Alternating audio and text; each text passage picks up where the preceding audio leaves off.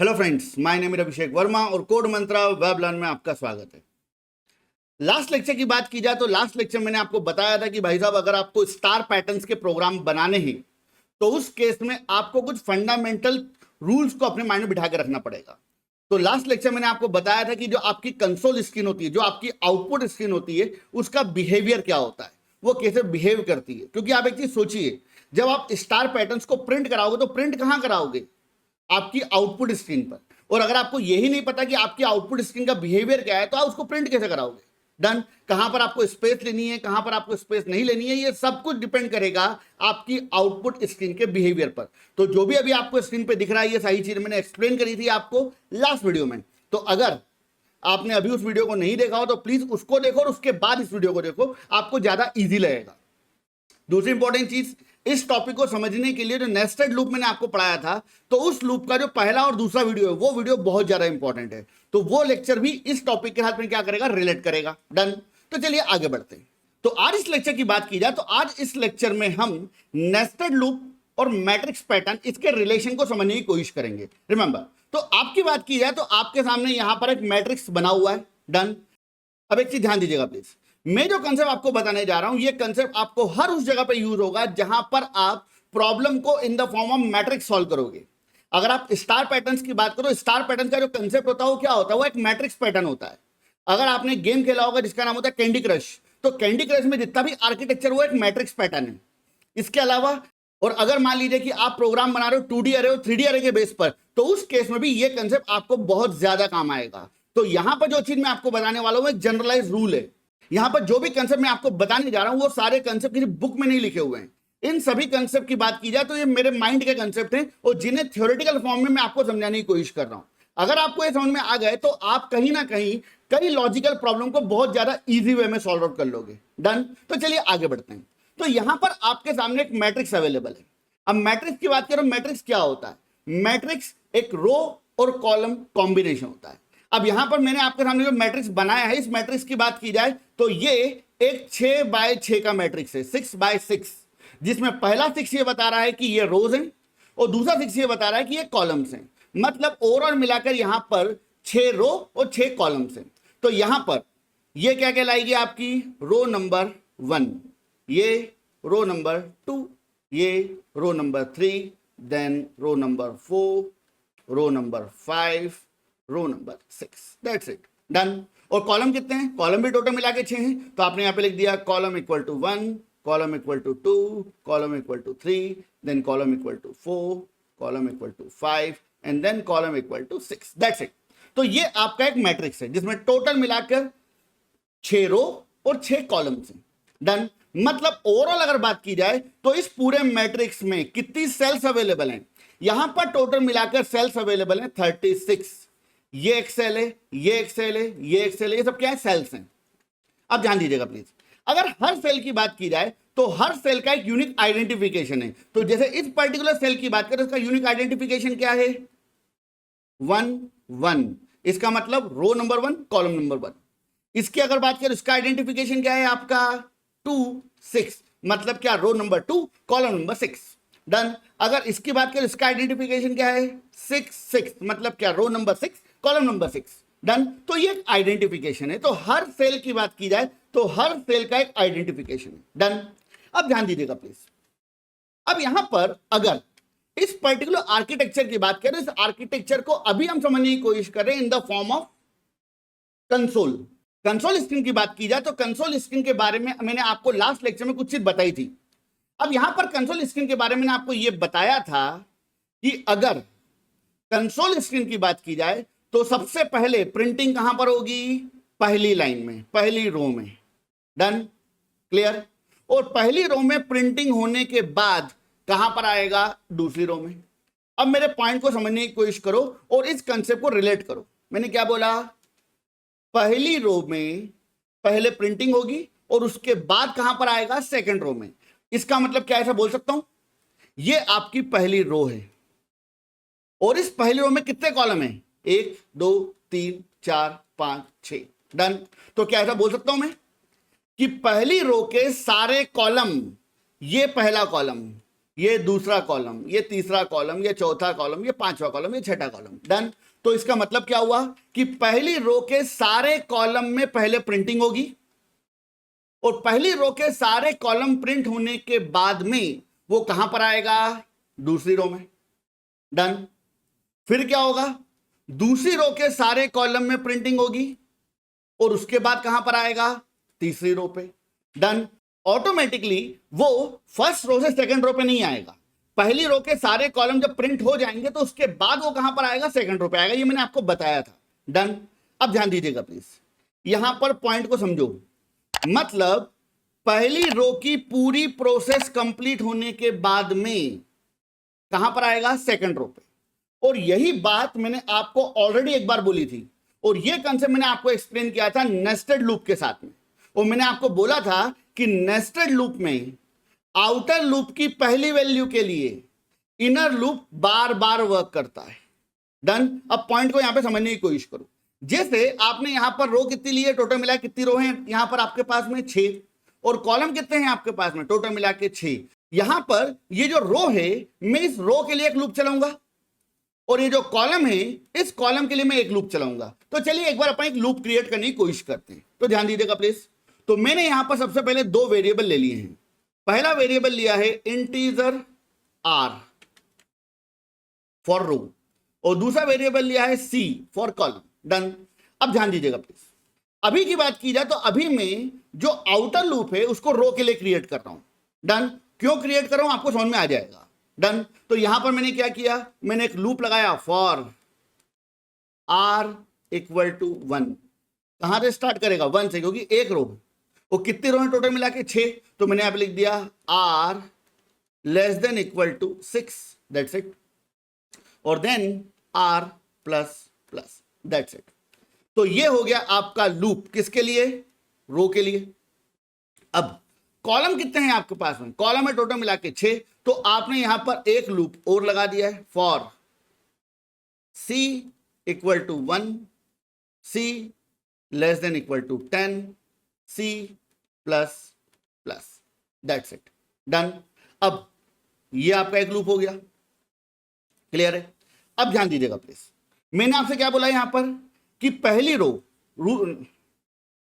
मैंने आपसे क्या बोला यहां पर कि जो कंसोल स्क्रीन उसका बिहेवियर क्या है कि जब पहली रो में सारे कॉलम प्रिंट हो जाएंगे, पहली रो में सारे स्पेस या सारे स्टार प्रिंट हो जाएंगे, उसके बाद कहां आएगा? सेकंड रो पे। मतलब पहली रो की पूरी प्रोसेस कंप्लीट होनी चाहिए। वापस से घूम के तुम पहली रो पे नहीं आ पाओगे, इसलिए आपको पहली रो को पहले निपटाना पड़ेगा। उसी के बाद आप कहां पर आ सकते हो? सेकंड रो पर। अगर ये टॉपिक आपको समझना है तो पिछला वाला लेक्चर देखना जरूरी है, क्योंकि उसके अंदर कुछ इंपॉर्टेंट पॉइंट है, ध्यान रखना। अब ध्यान दीजिएगा प्लीज। अब यहां पर अगर मैं नेस्टेड लूप की बात करूं तो नेस्टेड लूप का बिहेवियर भी तो यही होता है। क्या होता है? सबसे पहले इनिशियली आउटर लूप चलेगा और आउटर लूप की बात की जाए तो आउटर लूप में सबसे पहले r की वैल्यू क्या होगी? 1 लेस देन इक्वल टू 6। सही या गलत? और अंदर आ गए। सही है भाई साहब। तो यहां पर r की वैल्यू कितनी आ गई है? r की वैल्यू हो चुकी है 1। तो आप एक तरीके से मान लो r की वैल्यू 1, मतलब मैं कौन सी रो की बात कर रहा हूं? ये वाली रो की। डन। r की वैल्यू 1 है, इसका मतलब क्या है कि इसका मतलब यह है कि मैंने रो नंबर 1 को सिलेक्ट कर लिया है, मैं इस पर्टिकुलर रो के लिए काम करना चाह रहा हूं। डन। अब अंदर आते हैं। अब यहां पे ध्यान दीजिएगा प्लीज। ये आपका इनर लूप है और ये लूप कितनी बार चलेगा? सॉरी, मैंने यहां पे 10 लिख दिया, यहां पे मुझे 6 लिखना था। डन। तो यहां पर इस इनर लूप की बात करें, ये इनर लूप कितनी बार चलेगा? ये इनर लूप चलेगा टोटल मिलाकर 6 बार। डन। मतलब r की वैल्यू 1 के लिए ये वाला लूप कितनी बार चलेगा? 6 बार। इसको मैंने डिटेल में एक्सप्लेन किया है, प्लीज मैं यहां पर एक्सप्लेन नहीं कर पाऊंगा। डन। तो ये लूप 6 बार चलेगा। मतलब रो नंबर 1 के लिए column 1, column 2, column 3, column 4, column 5, column 6। Done. मतलब पहली वाली रो के सारे कॉलम कंप्लीट होंगे और देन जब ये वाला लूप कंप्लीट हो जाएगा तो कहां जाएगा? वापस से ऊपर। और r की वैल्यू कितनी हो जाएगी? r की वैल्यू हो जाएगी आपकी 2। r की वैल्यू 2 हो गई। इसका मतलब मैं कौन सी रो की बात कर रहा हूं? मैं यहां पर बात कर रहा हूं रो नंबर 2 की। और सेम इट इज क्या होगा? ये वाला लूप फिर 6 बार चलेगा, मगर यहां पर column 1, column 2, column 3, column 4, column 5, column 6 किसके लिए वर्क करेंगे? रो नंबर 2 के लिए। जब अंदर वाला लूप कंप्लीट हो जाएगा फिर ऊपर जाएगा, आर की वैल्यू कितनी हो जाएगी 3, मतलब यहां पर तीसरी रो की बात हो जाएगी, मतलब तीसरी रो के लिए ये वाला लूप कितनी बार चलेगा 6 बार, मतलब रो नंबर 3 के सारे कॉलम निपटे आएंगे।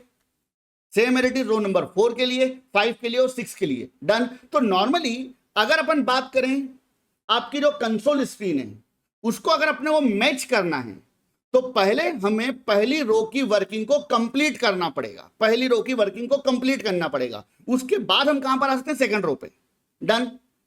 और इसीलिए हम यहां पर जो आउटर लूप है उसको हमेशा रो के लिए लेंगे, रो, और जो इनर लूप है उसे हम हमेशा कॉलम के लिए लेंगे। क्यों? क्योंकि जो इनर लूप है वो बार बार वर्क करेगा, रो नंबर 1 के लिए बार बार वर्क करेगा, रो नंबर 2 के लिए बार बार वर्क करेगा, रो नंबर 3 के लिए बार बार वर्क करेगा, मतलब C1 से लेकर C6 आर के लिए 1 के लिए भी है, 2 के लिए भी है, 3 के लिए भी है, 4 के लिए भी, 5 के लिए भी और 6 के लिए भी है। डन। तो ये बिहेवियर आपको अपने माइंड में बिठा के रखना पड़ेगा। डन। चलिए आगे बढ़ते हैं। अब यहां पर मैट्रिक्स पैटर्न को समझने के लिए मैं एक कंसेप्ट और आपको बता रहा हूं, ध्यान रखना। तो यहां पर जब भी मैं मैट्रिक्स पैटर्न की बात करता हूं तो मैंने आपसे क्या बोला कि आपको जो आउटर लूप है वो क्या मान के चलना पड़ेगा, रो का, और जो इनर लूप है वो किसका मान के चलना पड़ेगा, कॉलम का। डन। एक चीज ध्यान रखना, ये वाला जो कंसेप्ट में अभी केवल और केवल कंसोल स्क्रीन के रिस्पेक्ट में बता रहा हूं, मतलब अगर आपको पैटर्न्स प्रोग्राम बनाने, स्टार पैटर्न प्रोग्राम बनाए तो इसकी जरूरत पड़ेगी। ये कोई थंब रूल नहीं है कि हमेशा आउटर लूप रो का होगा और इनर लूप कॉलम का होगा। कई बार मुझे कॉलम को पहले निपटाना होगा, रो को बाद में निपटाना होगा, ये भी हो सकता है। डन। तो एक चीज ध्यान रखना, कभी भी इसको थंब रूल मत मान लो, मगर अभी जो अपन प्रोग्राम बनाने जा रहे हैं पैटर्न बेस उन प्रोग्राम्स की बात की जाए तो वहां पर आपको यह ध्यान रखना पड़ेगा कि जो आउटर लूप होगा वो किसका होगा, रो का, और इनर लूप किसका होगा, कॉलम का। और ये आपके लिए कैलकुलेट करना बहुत ईजी होगा, आप अपने डायग्राम को देख के बता पाओगे कितनी रो और कितने कॉलम है। डन। तो चलिए आगे बढ़ते हैं। अब यहां पर जब भी अपन आउटर लूप और इनर लूप पैटर्न की बात करते हैं in the concept of console screen, आपकी आउटपुट स्क्रीन, तो इस केस में हमारे पास में यहां पर 3 लोकेशंस हैं।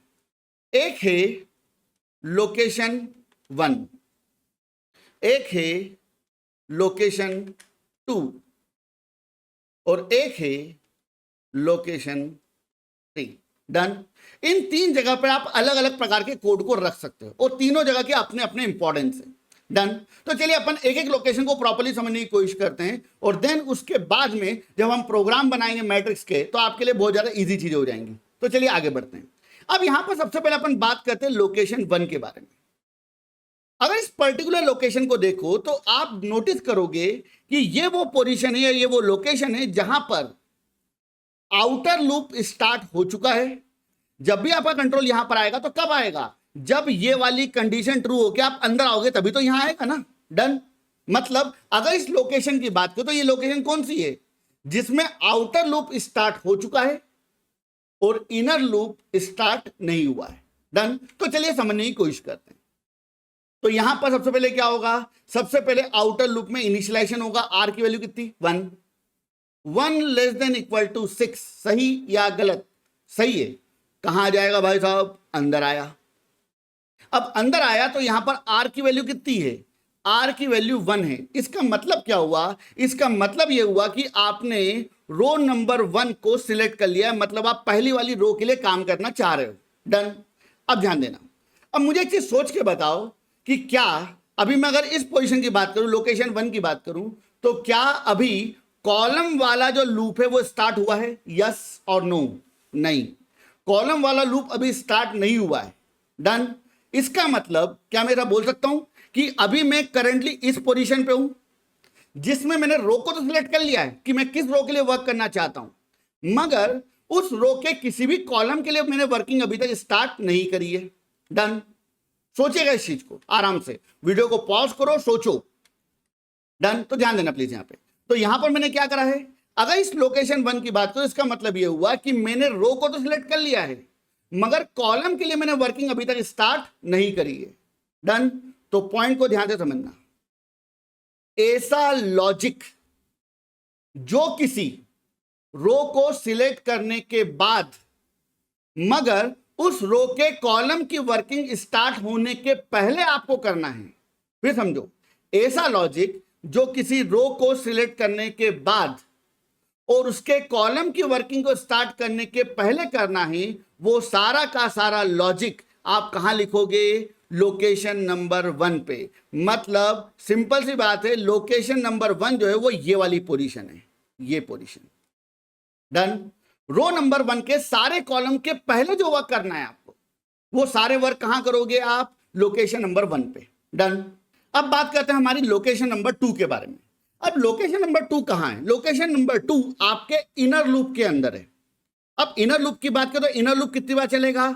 इनर लूप की बात की जाए तो इनर लूप 6 बार चलेगा, 1 से लेके 6 तक।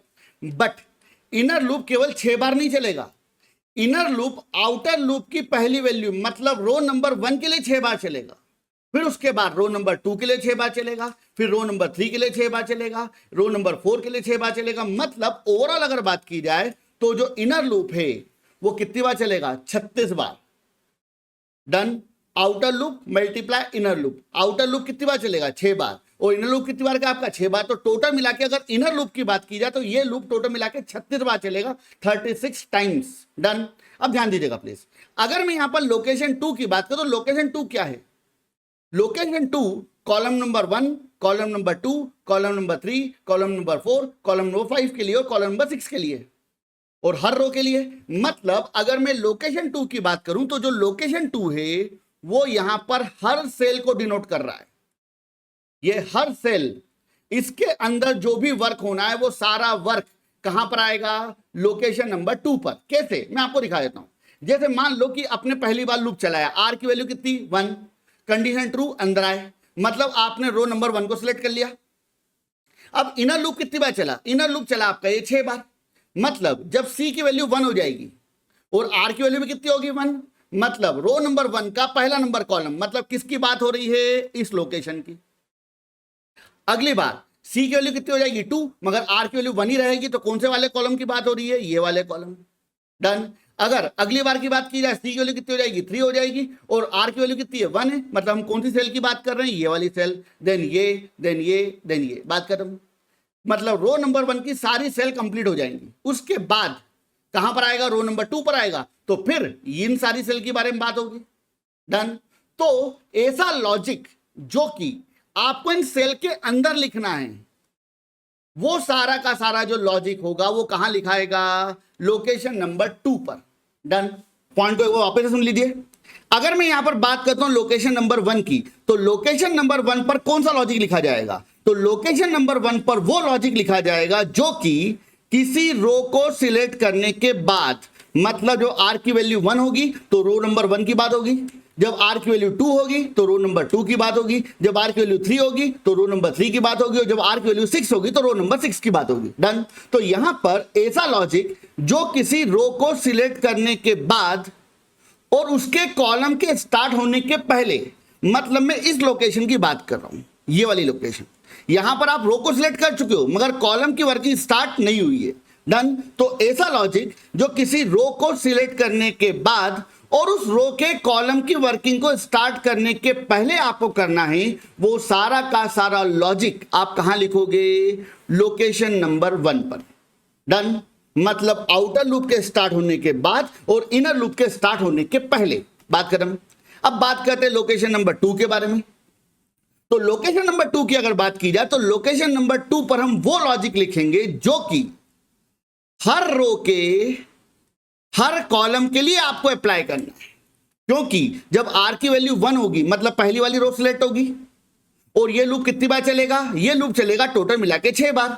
मतलब आर की वैल्यू 1 के लिए कॉलम नंबर 1, जब सी की वैल्यू 1 होगी, जब आर की वैल्यू 1 के लिए कॉलम नंबर 2, मतलब जब सी की वैल्यू कितनी होगी? 2 होगी। तो इस तरीके से अगर मैं लोकेशन नंबर 2 की बात करूं तो यहां पर वो लॉजिक लिखा जाएगा जो कि आपको पूरे मैट्रिक्स की हर सेल पे अप्लाई करना है। वो डिपेंड करेगा आर और सी की वैल्यू पर। डन। अब बात करते हैं हमारी लोकेशन नंबर 3 के बारे में। अब लोकेशन नंबर 3 की अगर बात की जाए तो इस पर्टिकुलर लोकेशन पर कौन सा लॉजिक लिखा जाएगा? आप एक चीज नोटिस करो कि जब पहली बार लूप चलेगा तो आर की वैल्यू कितनी होगी? 1, देन अंदर आएगा, मतलब इसका मतलब हुआ कि आपने पहली वाली रो को सिलेक्ट कर रखा है। डन। और उसके बाद क्या होगा? जो इनर लूप है ये चलेगा। अब इनर लूप कितनी बार चलेगा? 6 बार। मतलब कॉलम नंबर 1 की वर्किंग भी हो जाएगी, कॉलम नंबर 2 की वर्किंग भी हो जाएगी, column number 3, column number 4, column number 5, column number 6। Done. इन सारी वर्किंग को कंप्लीट कर चुके होंगे और उसके बाद में यहां पर ये वाला लूप क्या हो चुका? कंप्लीट हो चुका। मतलब पहली रो के सारे कॉलम कंप्लीट। जब आर की वैल्यू 2 होगी तो दूसरी रो के सारे कॉलम कंप्लीट। अब यहां पर अगर लोकेशन नंबर 3 की बात करें, लोकेशन नंबर 3 कहां पर है? लोकेशन नंबर 3 हर रो के सारे कॉलम कंप्लीट होने के बाद आ रही है, क्योंकि आप एक चीज नोटिस कर रहे हो कि जो इनर लूप है, जो किसका लूप है? कॉलम का। वो लूप जहां पर कंप्लीट हो रहा है उसके बाद की लोकेशन है ये। डन। मतलब ऐसा लॉजिक जो कि हर रो के सारे कॉलम कंप्लीट होने के बाद में आपको लिखना है, वो लॉजिक लोकेशन नंबर 3 पर लिखा जाएगा। मतलब पहली रो में मान लीजिए सारे कॉलम कंप्लीट होगा तो ये वाली जो लोकेशन है, इस लोकेशन पे जो लॉजिक आपको परफॉर्म करना है वो कहां लिखोगे आप? लोकेशन नंबर 3 पर। यहां पर जो लॉजिक परफॉर्म करना है वो कहां लिखोगे? लोकेशन नंबर 3 पर। यहां पर कोई लॉजिक परफॉर्म करना है वो कहां लिखोगे? लोकेशन नंबर 3 पर। मतलब पहली रो के, मान लो आप किसी पहली रो पे वर्क कर रहे हो और पहली रो के सारे कॉलम की वर्किंग कंप्लीट हो चुकी है। अब आपको कहां पे जाना? अगली रो पर। तो उस केस में आप क्या करोगे? लोकेशन नंबर 3 का यूज करोगे। डन। अगर मैं इसको प्रोग्राम के टर्म में बताऊं तो पहली रो में सारे स्टार प्रिंट करने के बाद कहां आओगे आप? दूसरी रो पे। तो दूसरी रो पे आप कब आओगे? जब पहली रो के सारे स्टार प्रिंट हो जाएंगे। डन। मतलब पहली रो के सारे कॉलम कंप्लीट हो चुके होंगे। डन। तो वो लॉजिक आप कहां लिखोगे? वो लॉजिक आप लिखोगे यहां पर। तो इस जगह पे आप क्या लगा दोगे? Slash N. बात खत्म। अगले लाइन में आ जाओगे आप यहां पे। डन। तो वो डिपेंड करता है, अपन उन चीजों को और डिटेल में जब प्रोग्राम बनाएंगे तो आप समझोगे इस चीज को। तो टोटल मिलाकर हमारे पास 3 लोकेशन है। वापस से, लोकेशन 1 ऐसा लॉजिक जो कि किसी रो को सिलेक्ट करने के बाद और उस रो के सारे कॉलम पर वर्किंग स्टार्ट करने के पहले आपको करना है, वो सारा का सारा लॉजिक आप कहां लिखोगे? Location number 1। तो ये जो है ये लोकेशन नंबर 1 है, ये। डन। ये लोकेशन नंबर 1 है। जब आर की वैल्यू 1 होगी तो लोकेशन नंबर 1 इसको डिनोट करेगा। जब आर की वैल्यू 2 होगी तो लोकेशन नंबर 1 इसको डिनोट करेगा। इस तरीके से आगे बढ़ेगा। लोकेशन नंबर 2 की बात की जाए तो लोकेशन नंबर 2 कहां है? इनर लूप के अंदर। मतलब हर रो के हर कॉलम के लिए अगर आपको कोई लॉजिक परफॉर्म करना है, मतलब कोई लॉजिक आपको सेल में परफॉर्म करना है अंदर, तो ऐसे लॉजिक को परफॉर्म करने के लिए आप किसका यूज करोगे? लोकेशन नंबर 2 का। That's it. और लोकेशन नंबर 3 की बात की जाए तो वो लॉजिक जो किसी रो के सारे कॉलम कंप्लीट करने के बाद करना है। मतलब आर की वैल्यू 1 थी तो कॉलम कंप्लीट कब हो जाएंगे? जब इनर लूप कंप्लीट हो जाएगा और उसके बाद लोकेशन नंबर 3 आ रही है, तो यहां पर वो लॉजिक लिखा जाएगा जो कि किसी रो के सारे कॉलम कंप्लीट होने के बाद परफॉर्म होगा। जब आर की वैल्यू 1 होगी तो लोकेशन नंबर 3 इसको डिनोट करेगा। जब आर की वैल्यू 2 होगी तो लोकेशन नंबर 3 इसको डिनोट करेगा। जब आर की वैल्यू 3 होगी तो लोकेशन नंबर 3 इसको डिनोट करेगा। डन। तो डिपेंड करेगा रो, कौन सी रो को आपने सिलेक्ट कर रखा है। डन। तो ये 3 लोकेशंस होती हैं जिसके बेस पर हम सारी चीजों को डिजाइन कर सकते हैं। डन। तो ये मेन कंसेप्ट था। अब इसके बाद अपन स्टार्ट करते हैं प्रोग्राम बनाना। और प्रोग्राम बनाना आपके लिए अब बच्चों का खेल होगा, आई गारंटेड। बट आपको केवल एक पैटर्न को देखना है। मैं आपको एक पैटर्न दिखाता हूं। डन। चलिए स्टार्ट करते हैं हमारे पहले प्रोग्राम के साथ में। तो यहां पर आपके सामने एक मैट्रिक्स आर्किटेक्चर दिख रहा है और मैट्रिक्स आर्किटेक्चर में मैंने यहां पर सेंटर में कुछ नंबर्स लिख रखे हैं। अब मैं चाहता हूं कि मुझे ये आउटपुट मेरी आउटपुट स्क्रीन पर प्रिंट कराना। बहुत सिंपल है, बहुत ज्यादा सिंपल है। डन। अब यहां पर आप एक चीज नोटिस करोगे कि ये क्या है? ये मेरी रो नंबर 1 है, ये रो नंबर 2, ये रो नंबर 3, देन ये रो नंबर 4 और ये रो नंबर 5। डन। अब आप एक चीज नोटिस कर रहे हो कि यहां पर जब रो नंबर 1 है तो शुरुआत में क्या दिख रहा है आपको? हमेशा 1। जब रो नंबर 2 है तो शुरुआत में क्या दिख रहा है आपको? हमेशा 2 2 2 2 2। रो नंबर 3 है तो शुरुआत में क्या दिख रहा है आपको? हमेशा 3। रो नंबर 4 है तो शुरुआत में क्या दिख रहा है आपको? 4। रो नंबर 5 तो शुरुआत में क्या दिख रहा है आपको? 5। मतलब अगर इन सारी सेल्स की बात की जाए तो जो पहले आपको जो दिख रहा है वो क्या है? वो आपकी रो की वैल्यू है, वो रो का नंबर है कि किस रो पे आप वर्क कर रहे हो। डन। अब यहां पर आगे बढ़ते हैं। ये कौन है आपका? ये कॉलम नंबर 1, ये कॉलम नंबर 2, ये column number 3, column number 4, column number 5। तो अगर अपन सेकंड वाले ऑप्शन को देखें तो आप एक चीज नोटिस करोगे कि ये कौन है, कॉलम नंबर 1। तो उस पर्टिकुलर कॉलम में जो बाद में दिख रहा है वो क्या है, 1 1 1 1 1। तो ये किसकी वैल्यू प्रिंट हो रही है, यहां पे कॉलम की वैल्यू। यहां पर आप देख रहे हो कॉलम नंबर 2 है, तो कॉलम नंबर 2 के लास्ट में क्या दिख रहा है आपको, हमेशा 2 2 2 2 2। ये कौन है, कॉलम नंबर 3, तो आपको लास्ट में क्या दिख रहा है, 3 3 3 3 3। डन। ये कॉलम नंबर 3 है, तो आपको लास्ट में क्या दिख रहा है, बार बार 3 3 3 3 3। तो ये कौन हो गया, कॉलम नंबर 3। तो इस तरीके से अगर मैं बाद वाली वैल्यू की बात करूं तो ये कौन है, ये है आपके कॉलम की वैल्यू। डन। और बीच में क्या लगा हुआ है, बीच में लगा हुआ है आपका अंडर स्कोर। तो मैं ये आउटपुट आपकी आउटपुट स्क्रीन पर प्रिंट कराना चाहता हूं। अब बहुत सिंपल सा प्रोग्राम है। मैंने आपसे क्या बोला था कि हम जब भी मैट्रिक्स पैटर्न पे काम करेंगे तो हमको 2 लूप की रिक्वायरमेंट पड़ेगी, एक आउटर लूप और एक इनर लूप। आउटर लूप किसका होगा, आउटर लूप यहां पर होगा रो का। डन। क्योंकि हमें पहली रो के सारे कॉलम प्रिंट कराने के बाद सेकंड रो पे आना है, और ये कंसोल स्क्रीन का बिहेवियर होता है, मैंने आपको बताया था। डन। तो अगर आपने इसके पहले वाला वीडियो नहीं देखा तो उसको देखो और फिर यहां पर आओ, तब मजा आएगा। डन। चलिए आगे बढ़ते हैं।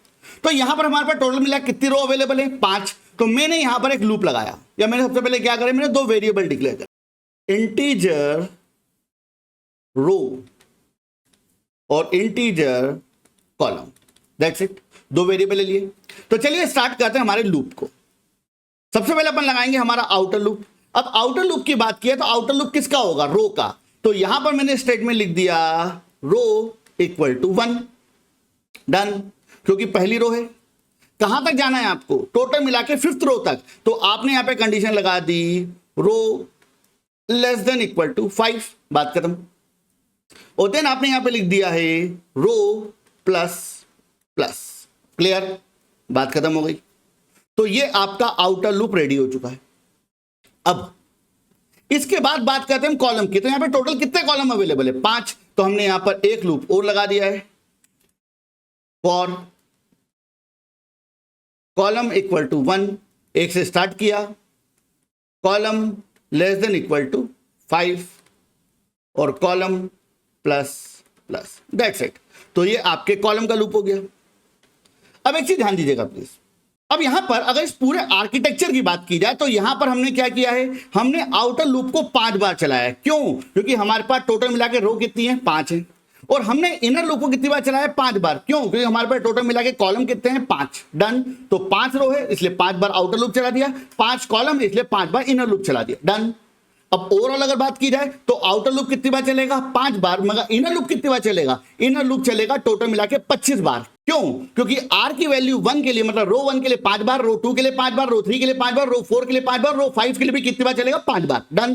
तो ये चीज आपके माइंड में क्लियर होना चाहिए। तो चलिए अब स्टार्ट करते हैं। अब यहां पर आप एक चीज नोटिस करो, जो मैंने आपको कंसेप्ट बताए थे, लोकेशन 1, लोकेशन 2 और लोकेशन 3। अब यहां पर अगर आर्किटेक्चर के अकॉर्डिंग देखें तो क्या यहां पर किसी रो की बात करें, जैसे मान लो सबसे पहले क्या हुआ, आपका लूप चला, इनिशियली क्या हुआ, रो इक्वल टू 1, मतलब रो की वैल्यू कितनी हो गई, 1 हो गई। और देन कहां आएगा, कंडीशन के पास, रो लेस देन इक्वल टू 5। रो की वैल्यू कितनी है, 1 है, तो 1 लेस देन इक्वल टू 5। सही या गलत, सही है भाई साहब, तो अंदर आ गए। तो यहां पे जो रो वेरिएबल है, उस रो वेरिएबल की वैल्यू क्या हो चुकी है, रो वेरिएबल की वैल्यू हो चुकी है 1। बात खत्म। डन। ये मैंने कमेंट कर रखा है, ऐसा लिखना नहीं है आपको, केवल कमेंट करके समझा रहा हूं मैं आपको। डन। अब यहां पे रो नंबर 1 मतलब क्या हुआ, आपने इस पर्टिकुलर रो को सिलेक्ट कर लिया है।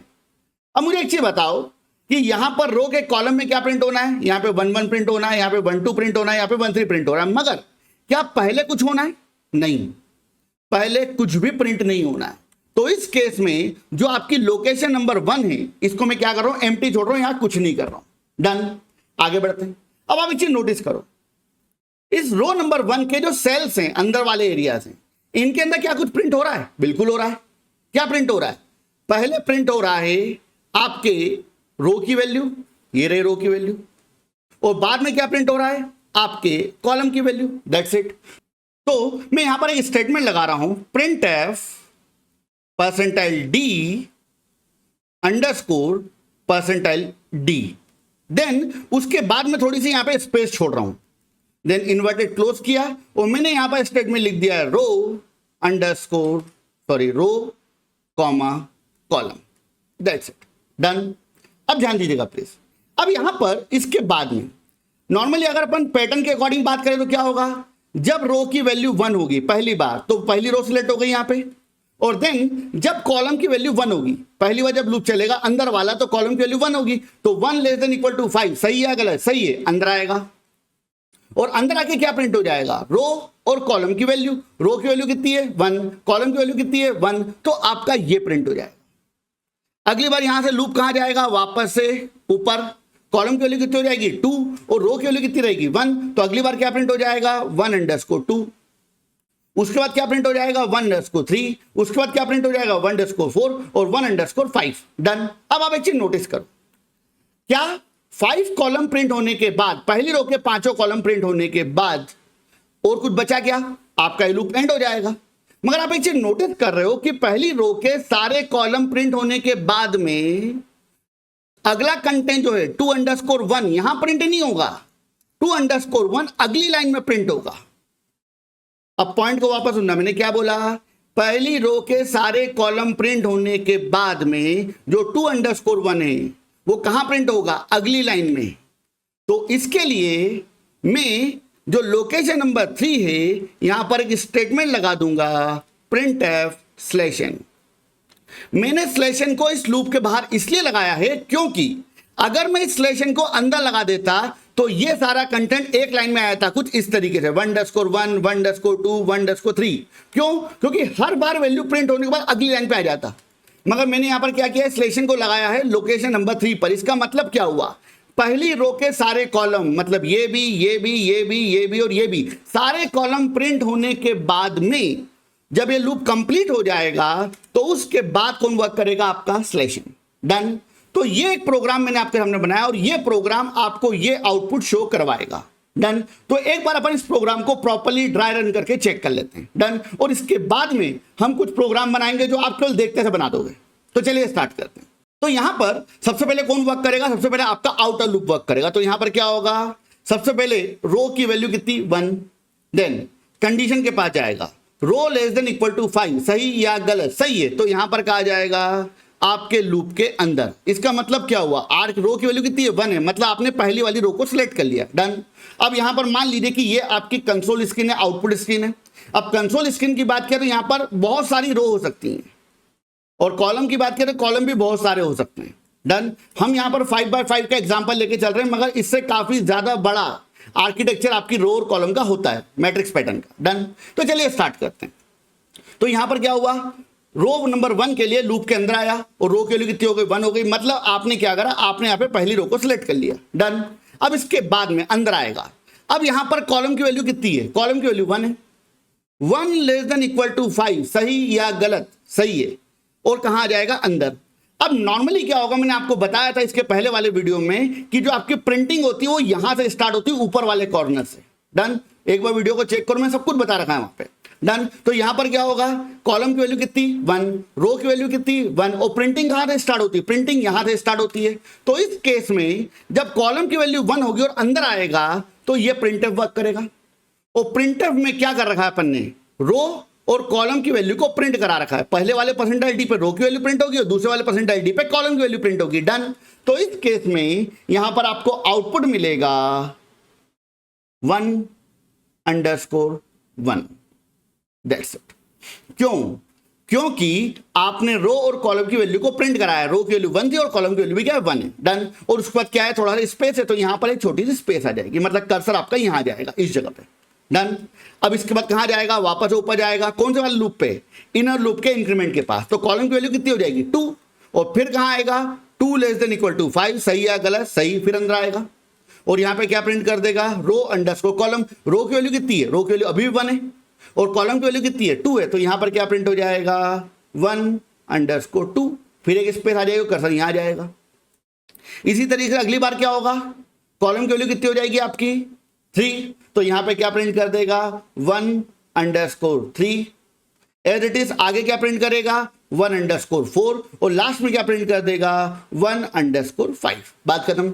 अब ये वाला लूप जो होगा ऊपर जाएगा तो कॉलम की वैल्यू कितनी हो जाएगी 6 और 6 लेस देन इक्वल टू 5 सही या गलत, गलत, तो सीधे कहां आ जाएगा, इस लूप के बाहर। अब इस लूप के बाहर आया तो कौन मिला, स्लैश एन, और स्लैश एन क्या करेगा, यहां पर जो आपका कर्सर है उस कर्सर को कहां ले आएगा, अगली लाइन में, और जब अगली लाइन में आ जाएगा और देन उसके बाद वापस कहां जाएगा, ऊपर वाले लूप के पास में, और यहां पर क्या होगा, रो की वैल्यू कितनी हो जाएगी, रो की वैल्यू हो जाएगी 2, और देन कहां आएगा 2 लेस देन इक्वल टू 5, सही है गलत, सही, अंदर आ गए आप, मतलब यहां पर रो की वैल्यू क्या हो चुकी है 2, मतलब आपने यहां पर दूसरी रो को सिलेक्ट कर लिया है, डन। अब फिर अंदर आए और ये लूप कितनी बार चलेगा आपका, 5 बार, तो रो की वैल्यू क्या है 2 है, और कॉलम की वैल्यू क्या होगी 1 2 3 4 5, तो यहां पर आउटपुट क्या मिलेगा 2_1, 2_2, 2_3, 2_4, कहां तक 2_5 तक। देन फिर कौन वर्क करेगा, स्लैशन, तो अगले एंड पे आ जाएगा। देन 3_1 से लेके कहां तक, 3_5 तक। अगेन 4_1 से लेके 4_5 तक। अगेन 5_1 से लेके 5_5 तक का जो आउटपुट होगा वो आपकी आउटपुट स्क्रीन पे क्या हो जाएगा, प्रिंट हो जाएगा यूजिंग दैट प्रोग्राम। डन। तो उम्मीद करता हूं कि जो भी एक्सप्लेनेशन मैंने अभी तक आपको दिया है वो आपको प्रॉपर्ली समझ में आ गया होगा। तो जो भी प्रोग्राम मैंने अभी आपको बताया है उस चीज को अपन एक काम करते हैं, प्रैक्टिकली एक बार इंप्लीमेंट करने की कोशिश करते हैं। तो मैंने यहां पे क्या किया, मैंने यहां पे 2 वेरिएबल डिक्लेयर करे, और पहले वेरिएबल का नाम क्या दिया है, मान लीजिए रो, डन, और दूसरा वेरिएबल कौन है आपका, कॉलम, दैट्स इट। अब मैंने यहां पे लगा दिया एक loop for row assignment 1 semicolon row less than equal to 5 semicolon row plus plus, that's it. अब ये लूप कितनी बार चलेगा, टोटल मिला के 5 बार, तो आउटर लूप किसका होगा, रो का होगा, दैट्स इट। अब आगे बढ़ते हैं। अब क्या करना है, अब मुझे यहां पर लगाना है इनर लूप, तो मैंने यहां पे एक और लूप लगाया, for column equal to 1 column less than equal to 5 semicolon colon plus plus, that's it. अब क्या करना है, हमें यहां पर ब्रैकेट में क्या प्रिंट कराना है, तो मैंने प्रिंट एफ लगा दिया है, print F %d %d space comma row column, that's it. इसके अलावा एक छोटा काम और बचा हुआ, यहां पर हमको क्या लगाना था भैया, print F /n new line के लिए। वो न्यू लाइन कब होगा, जब उस रो के पर्टिकुलर सारे कॉलम क्या हो जाएंगे, प्रिंट हो जाएंगे।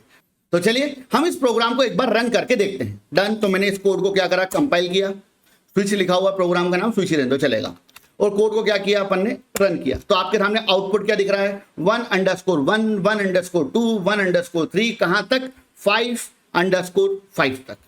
डन। तो जो मैंने आपको एक्सप्लेनेशन दिया है, अगर आपको समझ में नहीं आया तो पीछे जाओ फिर पढ़ो। कंसेप्ट एक बार में क्लियर कभी नहीं होंगे, चीजों को रिकॉल करना पड़ता है, रिवाइज करना पड़ता है। डन। आगे बढ़ते हैं। अब आते हैं हमारे अगले प्रोग्राम पर। अब आपके लिए प्रोग्राम बनाना भैया बहुत ज्यादा आसान हो जाएगा, बहुत ज्यादा इजी हो जाएगा। तो आपका पहला टास्क, आपको क्या करना है, आपको यहां पर यह आउटपुट चाहिए, star star star star star, कुछ इस तरीके से। डन। अब मुझे यहां पर यह आउटपुट चाहिए। अब इस पर्टिकुलर आउटपुट की बात करें, सिंपल है भाई साहब, देखो तो सही, यहां पर क्या है, कितनी रो हैं, 5, कितने कॉलम हैं, 5। डन। तो यहां पर क्या होगा, रो कितनी है आपके पास, 5, बात खत्म, कुछ भी चेंज नहीं करना है। कॉलम कितने हैं आपके पास, 5, कुछ भी चेंज नहीं करना है। अब यहां पर क्या आपका 1 1 1 2 ये प्रिंट हो रहा है क्या, नहीं। अगर 1 1 1 2 प्रिंट हो रहा है तो यहां पर आप एक चीज नोटिस कर रहे हो कि 1 1 यहां पर क्या हो गया, 1 2 मतलब वैल्यू चेंज हो रही है, चेंज हो रही है मतलब वेरिएबल। तो वेरिएबल से इसीलिए अपन ने क्या लगाया था, %d। मगर यहां पर आप एक चीज नोटिस कर रहे हो कि सब दूर क्या प्रिंट हो रहा है, सब दूर केवल स्टार प्रिंट हो रहा है। तो मुझे इस कोड में ज्यादा कुछ चेंज करने की जरूरत ही नहीं है। मैं केवल और केवल क्या करूंगा, मैं केवल और केवल ये जो कॉलम है ये सब हटा दूंगा यहां से, और सिंपली मैंने यहां पर क्या लगा दिया, स्टार और space they the, that's it, काम खत्म। इस कोड को आप रन करो, आपका आउटपुट क्या आ जाएगा, दैट्स इट, सिंपल। डन। आगे बढ़ते हैं।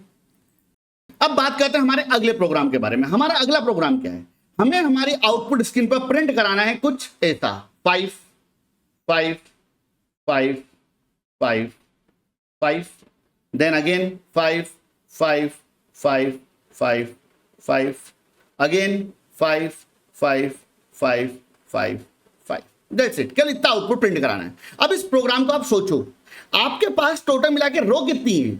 आपके पास टोटल मिला के केवल 3 रो हैं और कॉलम कितने हैं? 5 हैं। तो थोड़ा सा आपको चेंज करना पड़ेगा इस प्रोग्राम के अंदर कि जो रो वाला लूप है आपको कितनी बार चलाना है? केवल 3 बार। और कॉलम की बात करें, कॉलम वाला लूप कितनी बार चलेगा? 5 बार।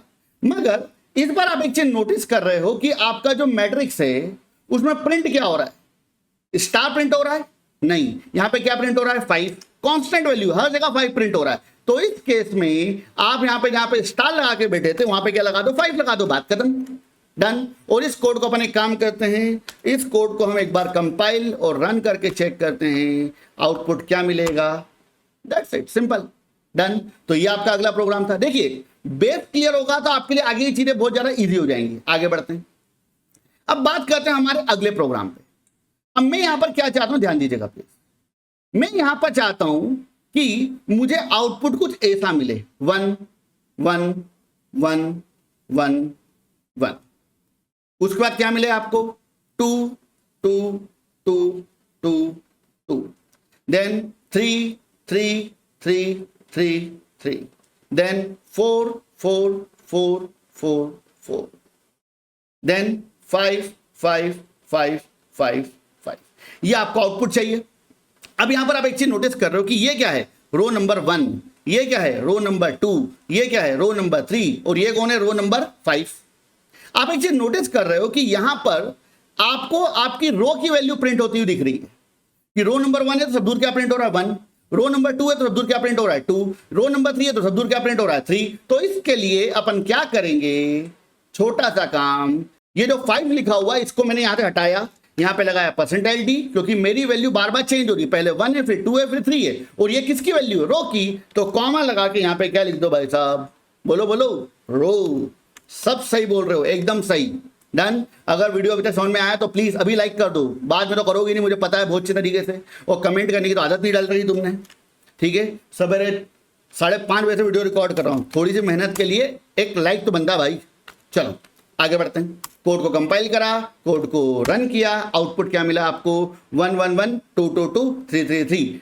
आपको यहां तक 5 तक आउटपुट नहीं मिला, क्यों? क्योंकि मैंने जो लूप लगाया था उसको मैंने लूप को कितनी बार लगा दिया था? 3 बार पिछले प्रोग्राम के लिए। तो इसको अपन एक बार वापस कर दे रहे 5 बार, डन। अब इस कोड को वापस से कंपाइल रन कर लो, code compiled, code run, output क्या मिला आपको? 1 1 1 2 2 2 2 2 3 3 3 3, कहां तक? 5 5 5, डन। आगे बढ़ते हैं, अगला प्रोग्राम, इसको हटाओ यहां से। अब मैं क्या चाहता हूं? अब मुझे मेरे प्रोग्राम में आउटपुट चाहिए कुछ इस तरीके से, 1 2 3 4 5, 1 2 3 4 5, 1 2 3 4 5, 1 2 3 4 5, 1 2 3 4 5, डन। अब ये क्या है आपकी? रो नंबर 1, रो नंबर 2, ये रो नंबर आपकी 3 है, ये रो नंबर आपकी 4 है, और ये रो नंबर क्या है भैया? आपका 5 है। अब यहां पर आपको रो नंबर 1 का इससे कोई रिलेशन दिख रहा है? नहीं दिख रहा है, बिल्कुल नहीं है। रो नंबर 2 का इस आउटपुट से कोई रिलेशन है? नहीं दिख रहा है यहां पे। मगर हाँ, ये कौन है? Column number 1, column number 2, column number 3, column number 4, column number 5। अब आपका रिलेशन दिख रहा है कि कॉलम नंबर 1 की बात की जाए तो आप एक चीज नोटिस कर रहे हो कि यहां पर हर रो में किसकी वैल्यू प्रिंट हो रही है? कॉलम की। जब रो नंबर 2 होगी तो भी किसकी वैल्यू प्रिंट हो रही है? कॉलम की। जब रो नंबर 3 होगी तब भी किसकी वैल्यू प्रिंट हो रही है? कॉलम की। जब रो नंबर 4 होगी तब भी किसकी वैल्यू प्रिंट हो रही है? कॉलम की, डन। इस केस में मुझे यहां पर छोटा सा चेंज करना है, वो चेंज आप भी कर सकते हो। क्या करूं मैं? बोलो फटाफट कमेंट बॉक्स में मेंशन करो। यहां पर आपको रो की जगह करना पड़ेगा केवल और केवल कॉल, मतलब कॉलम की वैल्यू आपको प्रिंट करानी, दैट्स इट। अब इस कोड को क्या करते हैं अपन? कंपाइल और रन। ये हो गया कंपाइल, ये हो गया रन, आउटपुट क्या मिला? 1 2 3 4 5, 1 2 3 4 5, 1 2 3 4 5। कितनी बार? 5 बार। क्या कठिन है भाई? सिंपल है चीजें, केवल आपको रिलेशन समझना है, मैट्रिक्स। अभी तो ये बेसिक प्रोग्राम है, कॉम्प्लेक्स आएंगे और भयानक वाले कॉम्प्लेक्स भी आएंगे, डन। मगर अभी की बात करते हैं। चलो अब हमारा अगला टास्क क्या है भाई साहब? अब हमारा अगला टास्क है कि हमें आउटपुट कुछ ऐसा चाहिए, 5 4 3 2 1, 5 4 3 2 1 5 4 3 2 1 5 4 3 2 1 और 5 4 3 2 1। कितनी बार बोलूँगा इसको मैं। चलो अब ये क्या है आपकी रो नंबर 1, ये क्या है आपका रो नंबर 2, ये क्या हो गया भैया रो नंबर 3, ये रो नंबर 4 और ये रो नंबर 5। अब यहां पर आप एक चीज देख रहे हो कि जो कॉलम है वो आपके उल्टे हो चुके हैं। जो आपका पहला कॉलम हुआ करता था, यहां पर अपन लिखते थे कॉलम नंबर 1, वो कॉलम नंबर लास्ट में हो चुका है। तो क्या ऐसा बोल सकता हूं मैं कि जो इनर लूप है, कॉलम वाला जो लूप है, अगर मैं उसको उल्टा चला दूं तो, क्योंकि पहले 5 प्रिंट होना है, 1 प्रिंट नहीं होना है। 1 प्रिंट होना तो मैंने क्या करा था, शुरुआत 1 से करी थी, खत्म कहां पे कर दे रहा 5 पे। अब एक काम करते हैं, इस आउटपुट के लिए रो का रिलेशन नहीं है, कॉलम का रिलेशन है। तो इस केस में हम क्या करेंगे, पहले कॉलम की वैल्यू को प्रिंट कराएंगे। तो कॉलम को मैंने कर दिया 5, खत्म कहां पे कर दें, ग्रेटर देन इक्वल टू 1 और column minus minus, that's it, खत्म, मैटर क्लोज। तो इस केस में क्या होगा, इस केस में अगर आप कोड को रन करोगे तो आपका आउटपुट क्या मिलेगा, चेक करिएगा, 5 4 3 2 1, 5 4 3 2 1, कितनी बार, 5 बार। जितनी रो की वैल्यू आपने ले रखी है उतनी बार।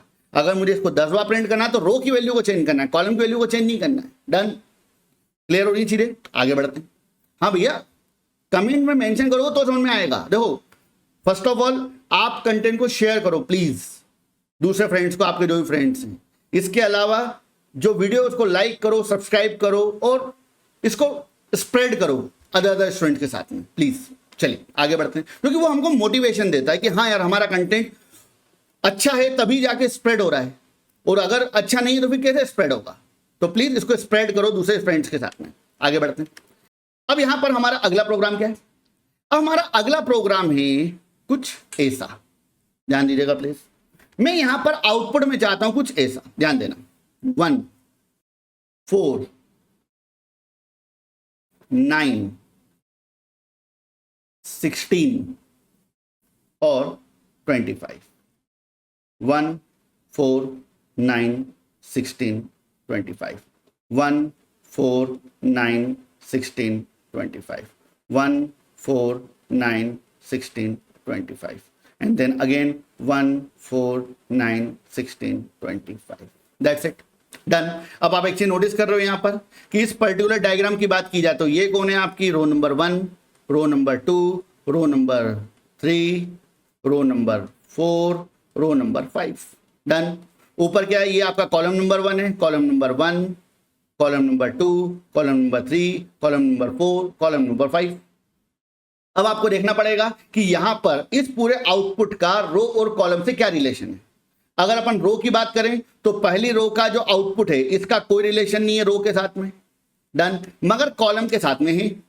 पहली वाली रो में क्या हो रहा है, पहली वाली रो में, यहां पर पहली रो में क्या हो रहा है, पहली रो की अगर बात की जाए तो पहली रो के पहले कॉलम में 1 प्रिंट हो रहा है, पहली रो के दूसरे कॉलम में क्या प्रिंट हो रहा है, 2 2 और 4, ये क्या है, 2 का स्क्वायर, डन। और ये 2 किसकी वैल्यू, ये कॉलम की वैल्यू है। यहां पर क्या हो रहा है, पहली रो के तीसरे कॉलम में 9 प्रिंट हो रहा है, और ये क्या है, 3 का स्क्वायर, डन। यहां पे क्या प्रिंट हो रहा है, 16, और ये क्या है, ये 4 का स्क्वायर है, डन। तो इस पर्टिकुलर आउटपुट की बात की जाए तो इस आउटपुट को अगर आपको अचीव करना है तो आपको क्या करना है, रो का स्क्वायर करना है या कॉलम का स्क्वायर करना है, कॉलम का। तो यहां पर आपने क्या किया, इस प्रोग्राम को स्टार्ट किया 1 से, खत्म कहां किया आपने इसको 5 पर, और देन कॉलम प्लस प्लस, और यहां पर आपको सिंबल को चेंज करना पड़ेगा, लेस देन इक्वल टू। और यहां पर मैं क्या कर रहा हूं, ध्यान दीजिएगा प्लीज, मैंने यहां पे लिख दिया column into column, that's it. अब इस कोड को अपन क्या करते हैं, एक बार कंपाइल और रन करके चेक करते हैं, दैट्स इट, 1 4 9 16 25, 1 4 9 16 25। तो उम्मीद करता हूं कि आपको ये वाला आउटपुट भी प्रॉपर्ली समझ में आ गया होगा। तो ये एक बेसिक पैटर्न था, किसके बेस पर, नेस्टेड लूप के बेस पर। इस वीडियो के एंड में मैं आपको 2-3 असाइनमेंट दूंगा जो कि आपको स्क्रीनशॉट के फॉर्म में मिल जाएंगे। तो उन असाइनमेंट्स को आपको सॉल्व करना है और उनका जो कोड है वो आपको कमेंट बॉक्स में मेंशन करना है, या फिर जो मेन लॉजिक है वो भी आप कमेंट बॉक्स में मेंशन कर सकते हो, डन। तो उम्मीद करता हूं कि हमारा कंटेंट आपको पसंद आ रहा होगा। अगर समझ में आ रहा है तो please like the video, subscribe my channel और share this content with your friends. और फिर वही से राधे राधे, जय श्री राम। हम कंप्यूटर प्रोग्रामिंग के इंपॉर्टेंट कंसेप्ट्स को आसान भाषा में विथ रियल लाइफ एग्जांपल आप तक पहुंचाते हैं, जो कि आपकी लॉजिकल थिंकिंग को इंप्रूव करने में हेल्प करेगा। अगर आपको हमारा ये कंटेंट और एक्सप्लेनेशन अच्छा लगता है तो प्लीज हमारे चैनल को सब्सक्राइब करें। ये आपके लिए तो फ्री है, लेकिन इससे हमें और नए प्रोग्रामिंग रिलेटेड वीडियोस को बनाने के लिए मोटिवेशन मिलता है।